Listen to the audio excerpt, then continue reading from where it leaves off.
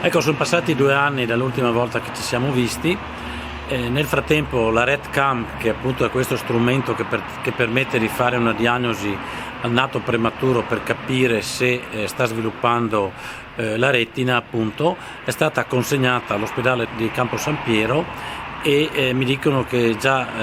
viene utilizzata e hanno trattato anche nati prematuri, bambini prematuri provenienti anche da altre province, oltre alla provincia di Padova, anche mi dicono Vicenza. Quindi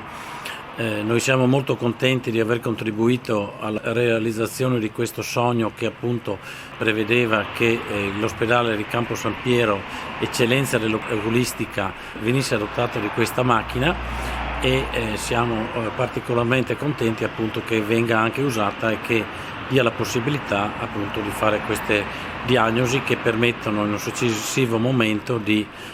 con piccoli interventi appunto di rimediare ad eventuali problemi del prematuro. Questo è stato possibile grazie all'aiuto di gelatieri italiani in Germania, i quali hanno raccolto questi fondi che hanno permesso la realizzazione di questa grande cosa. Rappresento i bellunesi del Nord Reno-Westfalia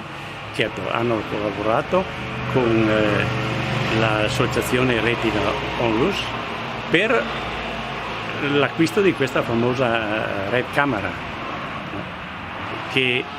aiuta tanti bambini, che aiuta tante persone e praticamente siamo orgogliosi di averlo fatto.